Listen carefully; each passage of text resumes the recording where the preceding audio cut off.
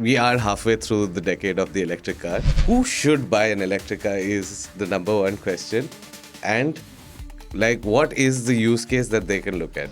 Lots of people say, okay, I will buy an EV as my second car. Why? The more you run it, the cheaper the vehicle, it'll pay you back much quicker. Rahul get the gates opened because he was literally on 1%. So he comes speeding, he's like, get cool, and the car goes in and he just climbs up and stops.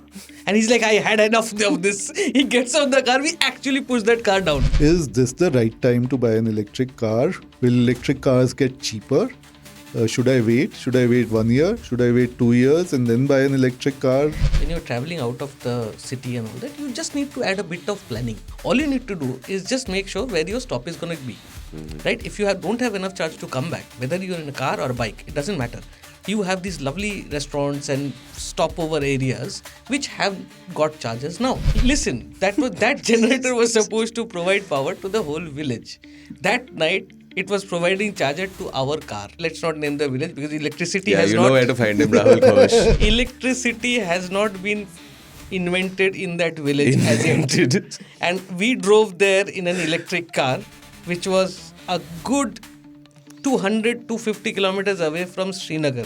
But I think it's the SUV factor which clinched it all. Like the Tigor and the Tiago and all these things were there. But when the Nexon came out, the SUV trend was very high, right? So as soon as the infrastructure is well set, I think the battery pack sizes will start going down and EVs will become more affordable. Every time I'm out on the road with an EV, I see another new service provider. And I think now on my phone, I must be having like 20 apps. Hello and welcome to The Connecting Rod, a podcast by India Today podcast brought to you by AutoToday. Before we jump into this podcast, let me run you through the people who are with me on this podcast. Of course, in front of me is Yogendra Pratap, editor of AutoToday, who's been in the business for a very, very long time, 30 years to be precise. He's got lakhs and lakhs of kilometers behind the wheel in the driver's seat, and he has a plenum of experience from inside the automotive world, whether it's industry, whether it's driving, whether it is some remote location in Ladakh. Yogen knows it all. He is the leader of AutoToday and the thought direction for our brand. Also joining us is Rahul, who is associate editor of AutoToday. Rahul is a freak of everything that is vintage. He loves vintage cars and bikes. He has a tremendous collection of vintage scooters that he still has, most of which he does have a Jimny, and he's a huge off-road buff.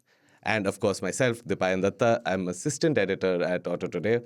And this week, we're bringing you a podcast on electric vehicles in 2025, where we stand, what the outlook is, what the ecosystem looks like, where we stand on a global scale, and lots more. So let's not waste any more time and jump straight into our podcast. Yogen, I think we should start with you. Sure. Because you've been the earliest adopter of electric cars amongst all of us. And I think you were the first one to drive an electric car as a long-termer in the office regularly when there was no charging infrastructure even at the office. So I've been in the industry for a long time, as you just mentioned, and I've experienced a lot of technologies coming into India. None has been as game-changing or seemingly game-changing as EVs are tending to be. I mean, I've driven the common rail diesels, the pump douche diesels, the technologies that were revolutionary at the time when they were coming into India. But EVs, of course, is game-changing. And luckily, I was one of the first few people to take an EV out on the roads for long-distance trips also. So I have that experience on how EVs are really counterintuitive to drive as opposed to ICE vehicles. And now with the GST at 5%, EVs make real good sense commercially also for people to buy. So it's an interesting time. Yeah. What was the first electric car that you drove? Of course, in India, it was the Reva. You remember the Yeah. cute little car. And we did a very nice feature with the Reva. We took Rahul, I think Yes. you were there Yes. as well. This was the lead acid river? Or Yes, Yeah, that was lead the lead acid, acid. the very initial vehicles that were being made out of Bangalore. Chetan Menim, knew him when he was starting off, and he had quite a vision for electric vehicles at a time when nobody else was talking about electric vehicles. And the first time I drove it was in Pune. And I had Pune, of course, is a very small city, so no problems driving it around town. It was quite an attraction. And then a few years later, when I was here with Auto Build, we had one of the revised Revas. And was we it the E2O then, or was no, it no, still no, the no, no. Reva? Still the lithium? Reva. Still the not the lithium-ion battery. Still the lead-acid battery, but I think with a few modifications, better AC and all. Range, of course, still used to be 100 kilometers, which actually used to be 60 odd kilometers. So I remember taking it from here in Noida, our office in Sector 57 that time, to Connaught Place, and then finding it difficult to come back to office. No, that story needs to be told. Okay, this is something interesting. Okay, I'll cut you again off here. No, but what I was going to talk about was we took that Reva, that little tiny red car, along with the Audi Q7. That was the other craze at that time. Audi was big. Audi had just come in, and the Q7 was this huge vehicle. I mean, now you see lots of huge vehicles on the road. That time you hardly saw any of these big fancy SUVs. And we took both these cars to Chandni Chowk. Both the cars were standing, maybe a few feet from each other. And we have this picture where the Reva was surrounded by hundreds of people wanting to take a look at the car, and the Audi, poor thing, standing on the side with nobody looking at the vehicle. So, yeah. No, the other story, I mean, that's true. I mean, that Chandni Chowk episode was fantastic because, the Reva being such a small car, you could just nip through those gullies, Whereas a Q7, it was like a behemoth, like Can't even imagine. negotiating Even that today. vehicle through Chandni Chowk was insane. But that's not the story I want to talk about. I want to talk about that brave guy sitting here who took that Reva with roughly about 60% charge left to Connaught Place from Noida. Okay, Only it's you, Noida yeah. 57, right? So he's coming back. I get a call. Okay, Rahul, get the gates opened because he was literally on 1%, and the guards opened the doors so that at that time we had that incline coming up on that old office, and there was a decline going into the basement. So he comes speeding, he's like, get cool, and the car goes in and it just climbs up and stops. And he's like, I had enough of this. He gets out the car. We actually push that car down. So this But must have been, things have come a long way from Exactly, those days. I mean, it must have been 2015. Yeah, Yeah, roughly around that time. Roughly Guys, No, around that no, time. earlier. No, much earlier, much earlier. Much earlier. Much 8, before 9, that. 8, 9. Yeah, this Wow. was 8, Auto 9. Builder. So Yeah. if you're complaining about range anxiety today with the infrastructure that we have, most places are not, in urban environments, are not more than 1.5 kilometers from a charger. Think about it then. And that was just a plug, by the way. when all you had was a plug and a lead acid battery. And that little Reva would be like utterly bewildered by anything on that road. Like if a truck was overtaking you, you are gone. Like you are like in its slipstream. As long as you are behind it, you are fine. But if it's overtaking you, it'll like you would have that push, like I got some more speed, that kind of thing. That whiplash effect. Yeah, exactly. So you've literally driven what was India's first electric car to today. What car do you think along the way changed the game for India? That we started taking electric cars seriously? So I think a lot of people have been very smart in trying and establishing electric vehicles. It all started off with the premium and luxury brands. As soon as luxury brands have EVs, then people start thinking, okay, this is something desirable, this is something that we can have.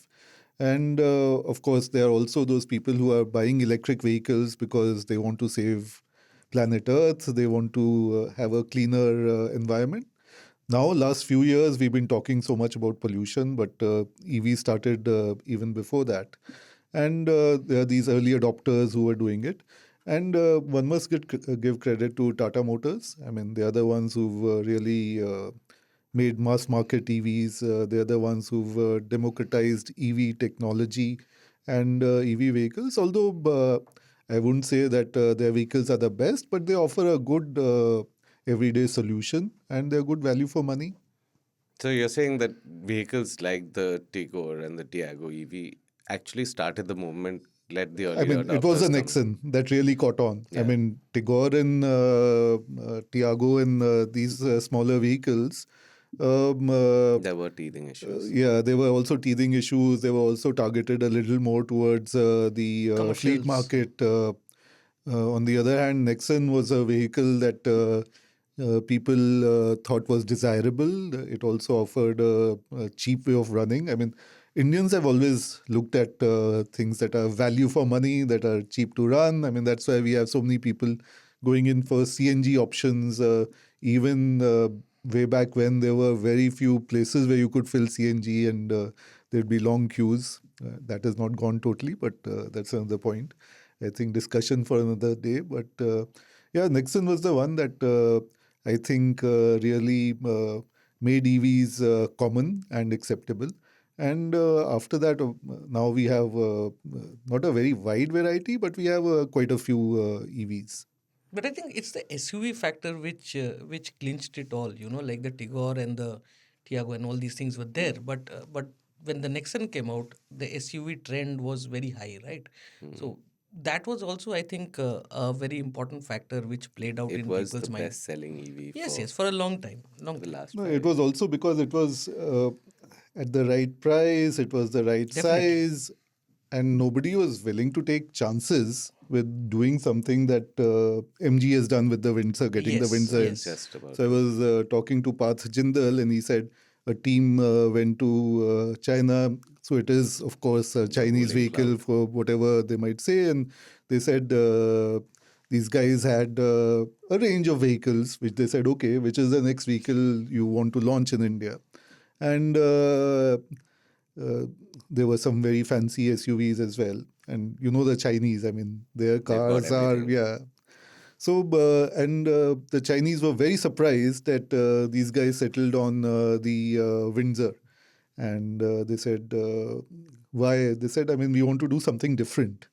And EVs give you that flexibility to do something different. Exactly. You can, do whatever you want with the cabin. You can do the I was- seats as you want to. But nobody was doing it. Everybody thought, like Rahul was saying, SUVs are in. So if we do an EV, we should do it as an SUV. But MG did something different. They gave a body shape which doesn't fit into proper categories. I mean, okay, you can call it a utility vehicle, which again is a very broad umbrella term.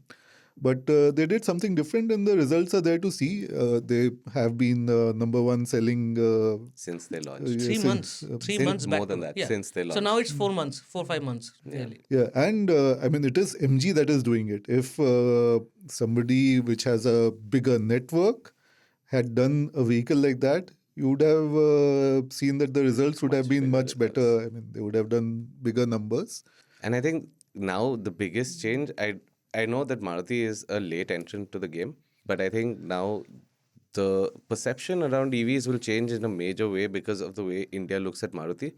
And now the fact that they're coming into the market, not just standalone, they're coming in. So I've been on lots of these panel discussions, and even companies, they want to brainstorm and they want you go abroad and you are sitting with lots of automotive industry people at various motor shows and all, and they all want to know when is India ready for EVs? When will EVs overtake ICE vehicles in India? And they have lots of questions about the Indian market. So, what is And your I- opinion? Tell this And panel I also. and I tell them that the day Maruti enters the EV market with a mass market vehicle, the market will change totally. And I think Maruti is making the first step with its EVX. Evitara.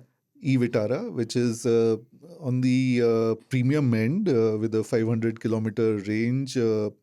And I think they are going to wait and watch the market.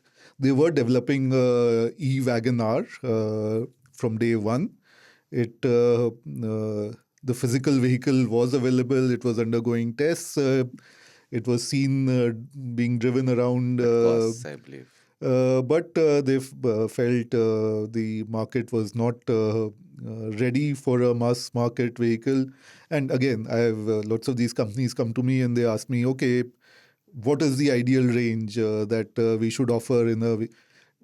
It's a very tricky situation for EVs. I mean, if you have put in range, you increase the price because the battery pack is the most expensive thing. You need to put in a bigger battery pack. As soon as you start putting in a bigger battery pack, you need to upgrade everything because the weight goes up. You need to have better brakes. You need to have a better body shell. Everything becomes more and more and more expensive. And obviously, aerodynamics and all also have to be taken care of. So it's a very tricky thing. And people were asking me, okay, if at 9 lakh rupees or under 10 lakh rupees we launch a vehicle, how much range would people be happy with? And it's, very tricky. In the past few years, the EV infrastructure has been growing. And if people have EV charging stations as well or as ubiquitous as petrol pumps, then I think it'll be a different scenario altogether. Usually people are buying the higher battery pack and I tell them it's not required. I mean, if 90% of the time you're going to be, doing this drive in this city and you're going to come back home every night, or you're going to go to your office in the morning and park the car there and you have charging there. So I have driven electric vehicles, I think now continuously Since for the lockdown. past... Since lockdown. Yeah, for a long time. I don't remember. I started with the BMW i3 S that we had for a few months. Which also you drove to Dehradun before the lockdown, 2019. Maybe in 18. 18. That time BMW i3 was was thinking of launching the i3 in India. So they had gotten a few cars that they were testing. And very interesting story with the i3 also. I was driving it to Dehradun and I had seen on these various apps that there was a slow AC charger You should tell that story. It's damn interesting. on the way and at this midway point. So got there, plugged in the car, had lunch. Of course, Dehradun is not so far. It is like 250 odd kilometers, and it would have made it in a single charge if I had driven, say, not in a normal manner. I was driving a little spiritedly, so battery was draining faster. So I just needed like a slight top up. Spiritedly, but for an EV. This would have been normal driving otherwise. Yeah. Ice vehicle. So, plugged it in there, had lunch, went to Dehradun. I think we were doing some shoots and all there. Did various shoots and all after 2-3 days driving back. And I knew that charger is going to be there. So I wasn't taking care of the charge or anything. Drove normally and got there and suddenly found that there was no charger there.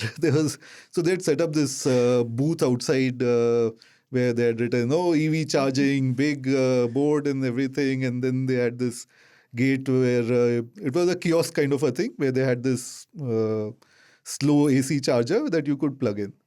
And so I asked these people, there was a booth here, there was an EV charger. They said, no, there wasn't.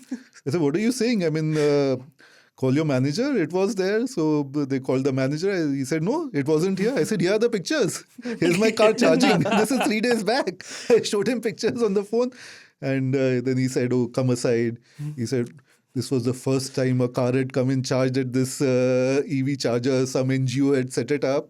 And our owners thought, we don't know how much electricity the car has taken and how many cars will come. So just remove it. So overnight, they just removed that charger. And, this was at a time when there was no EV policy, nothing at all. You couldn't sell electricity commercially like that. So it had to be free. Yeah. There was no provision of providing chargers and all. And so very interesting. So I couldn't charge there. And I started driving back.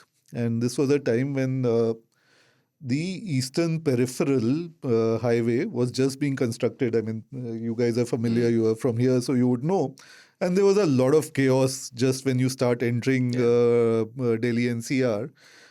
Very bad traffic, jams, and all that. And I was getting to that place. And I could see office was like 50, 55 kilometers. Range was like 60 kilometers. And I was thinking, okay, somehow I'm going to make it. Or should I start calling somebody in the office? Okay, be ready to tow or, whatever. And then I hit this, and I was driving slow. I mean, of course, I knew that with EVs, I mean, aerodynamics is the biggest threat to range, and if you drive slow, then you can extend range. And I hit traffic, and then it was stop-go traffic. And would you believe when I got to office how much range the car was showing? How much? 50 kilometers. So this, now Region. actually brings up a very, very interesting. So it is very counterintuitive. With ICE vehicles, the worst fuel efficiency that you'll get is in stop-go traffic. In EVs, the best efficiency that you'll get is in stop-go traffic. So, interesting. Also inclines. Also inclined. Inclines. It's incredible. Yeah, I have lots of stories with EVs. So does Rahul. Rahul was stole the entire electricity of a village last year, so he could charge his car. I didn't steal. It was necessity. Did the village have electricity after you were charging? So they don't have electricity. That was the story. So they had one generator, right? Listen, that generator was supposed to provide power to the whole village. That night, it was providing charger to our car. Unfortunately, we drove to a place. What is the name of the village? We were going to Kaubali Gali, and let's not name the village because electricity has you not. know where to find him, Rahul Ghosh. Electricity has not been invented in that village as yet. And we drove there in an electric car, which was a good 200-250 kilometers away from Srinagar. Right? So we landed up. And the story of inclines is very simple. So when we were driving this car, we were driving the Ioniq 5 to a very remote part of Jammu and Kashmir. It's called Kaubali Gali. And we were supposed to stay the night at an army camp because that place has... Do we have this story online? Some beautiful pictures, especially on the Mughal route on the way back. Yes, the Mughal route, yes. Yeah, some really good pictures out of that drive. So we will put some in. We'll put some pictures up and running here. But the story is that we started climbing the mountain. And the moment I started climbing, I almost sank. Because the range meter was just going down. And unlike Yogen, I have range anxiety. So I am not comfortable with my range meter coming down that fast. And I was pretty sure that I'm not going to make it back to Srinagar.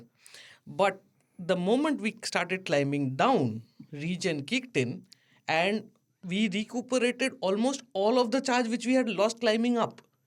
I think Yogen had a very interesting so I had statistic. taken the iX, the BMW iX, to Binsar. Okay. Do you know where Binsar is? Yeah. So it is above Almora. So the base for the climb is a town called Haldwani, right? Yeah. So Haldwani is the base. Then you have Katgodam, and then you start the climb into the hills, and then it is mostly uphill, but there are some sections which are flat and all also where you can.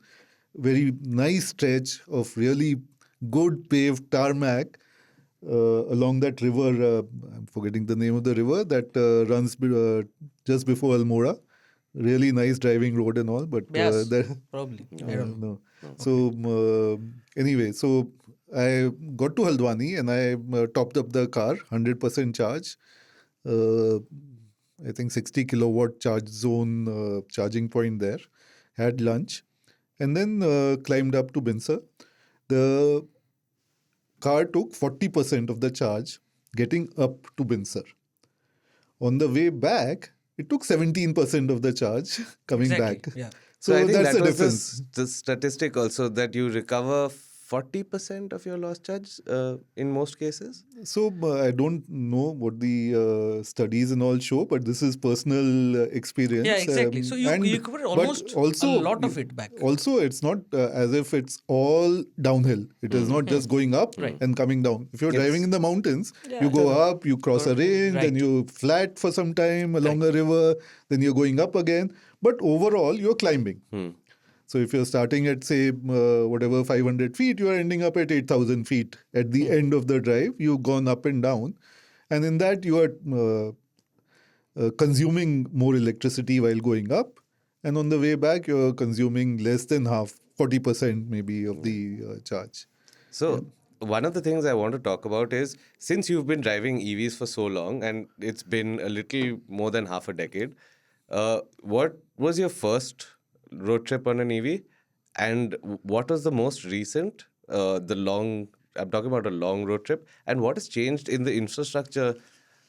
Because the ecosystem around EVs is almost as important as the vehicles themselves. So very interestingly, I've been driving EVs not only in India but across the world. And we did a record drive with the Hyundai Kona in Europe. Do you remember which year was that, Rahul? 2019. 19. Okay. Right before This is before the lockdowns and all that. before. Just before the lockdowns. So Winter. we drove from the northernmost point of Europe to the southernmost point. And of course, this was the Kona, which was just being introduced, first global kind of EV coming to India. And the infrastructure wasn't there in India to be able to do a long drive, but we wanted to show that you can drive in an EV, you can drive fast, you can do cross-country drives in an EV.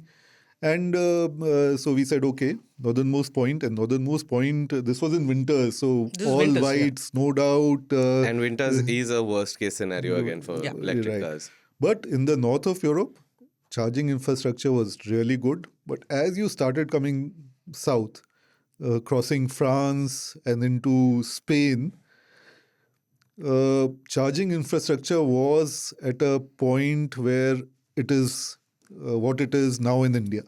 So how many years has it been? 7, 8 years. So we are about, I think, 7, 8 years behind Southern Europe in terms of charging infrastructure. And in the US, I've usually driven on the west coast or California and those states with EVs.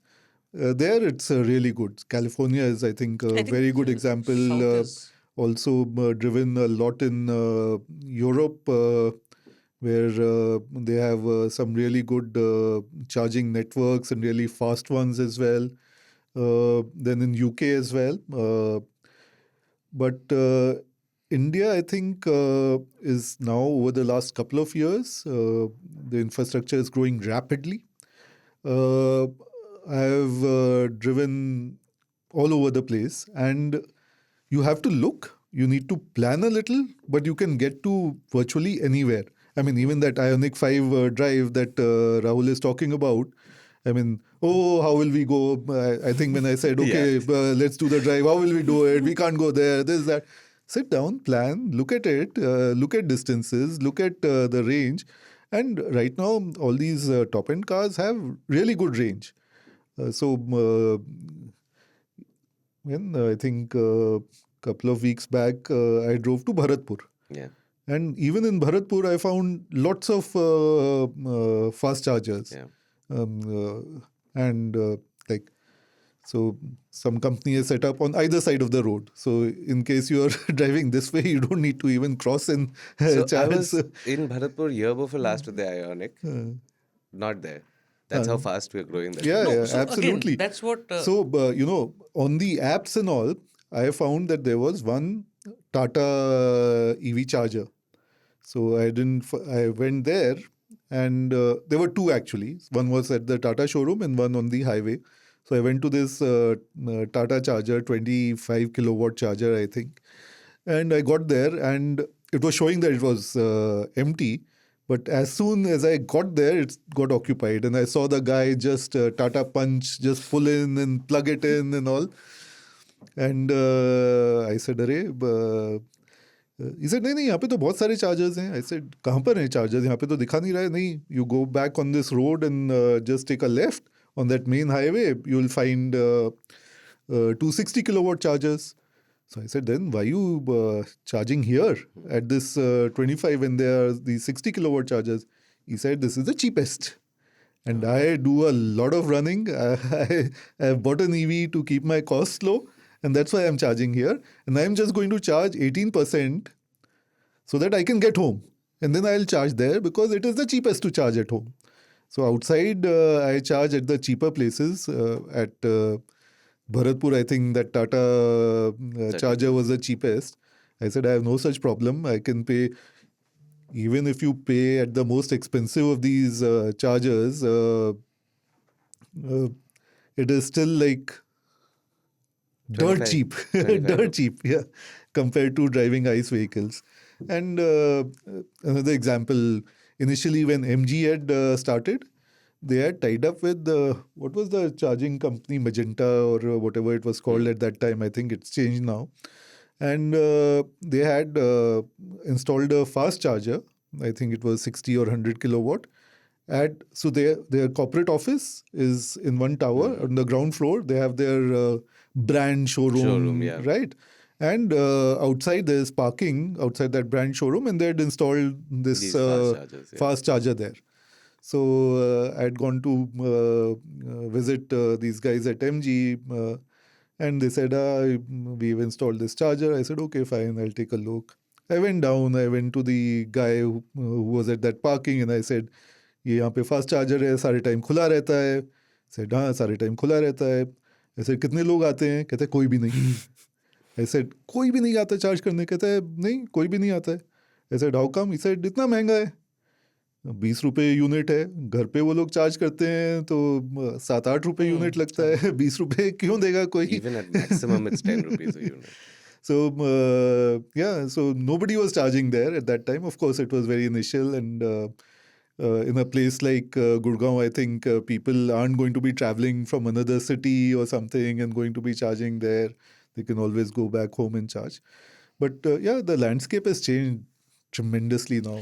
Every time I'm out on the road with an EV, I see another new service provider. And I think now on my phone, I must be having like 20 apps. But that's the problem. That's actually something I wanted to talk about. That, okay, so we did a electric car record last year where we broke, I think, 32 records of running, not only distance, time.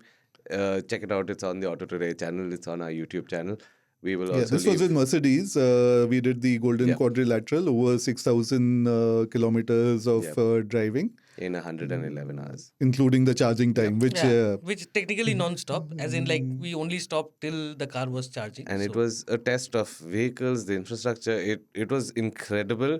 And considering that we did this last year and we were able to do it in 111 hours with all the things that went wrong with infrastructure along the way, charges that didn't. I think it is changing very, very fast. From the charging apps I had at that time, I have another 10 more now.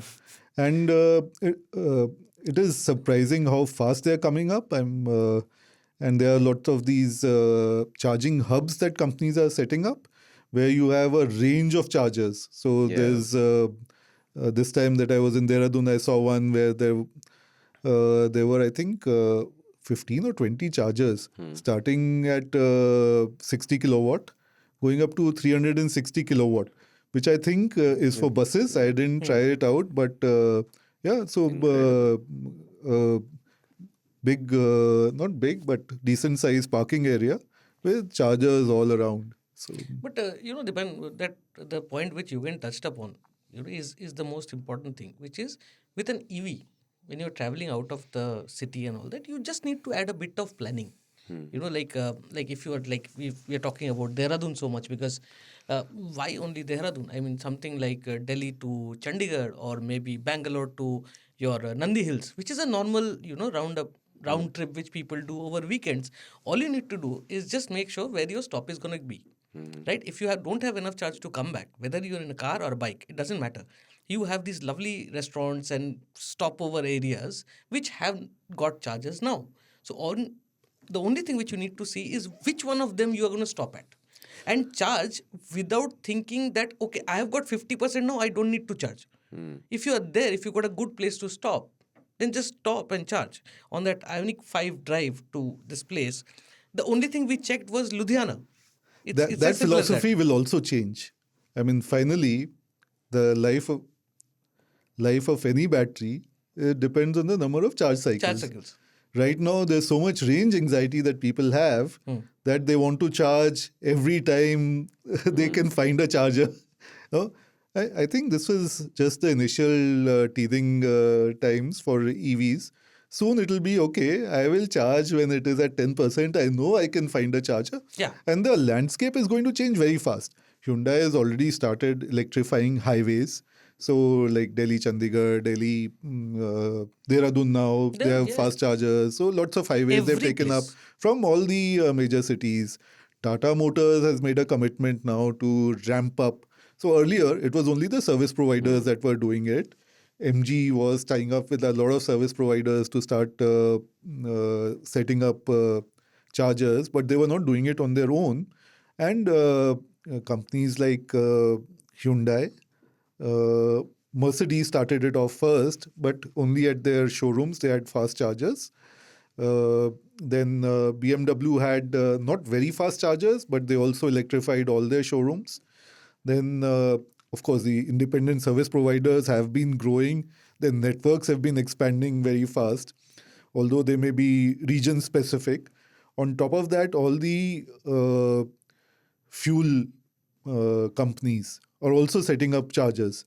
So GOBP is setting up chargers not only at their locations, but at food courts, highways, various places.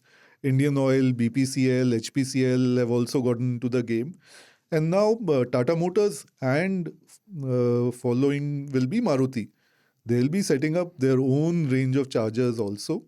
So Tata Motors at the Auto Expo, of course, they listed out that, okay, we are going to do so many chargers with Tata Power. We are going to do so many of our own branded chargers, which was never happening before. So now people think that is a good time to expand.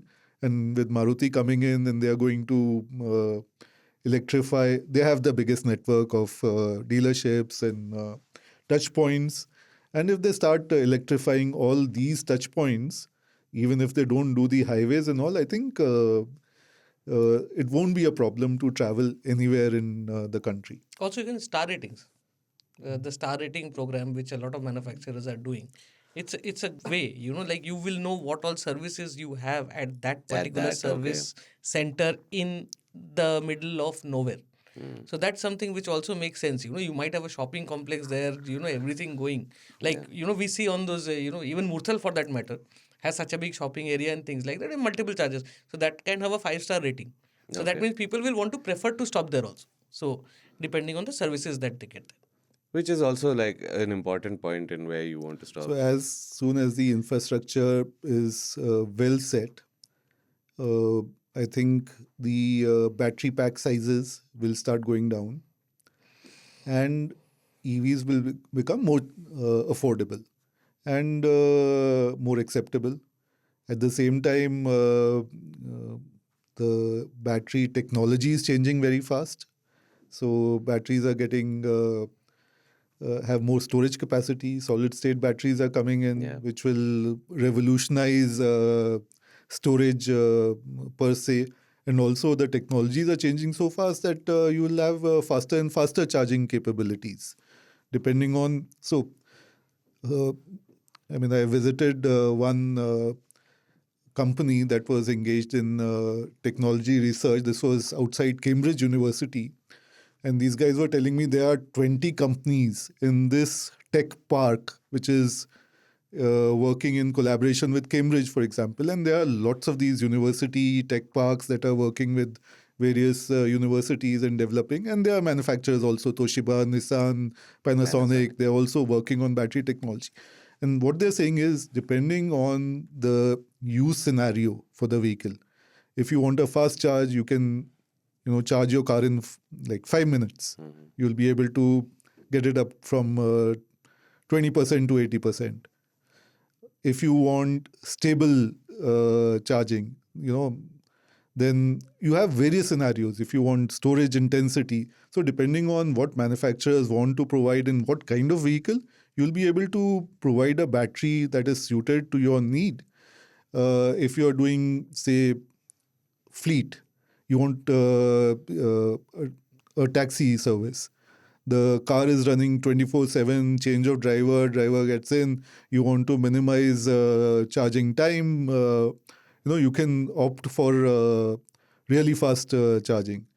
If you want a vehicle for your personal use, you're driving around in the city, you're going to charge it overnight at home. That's your major.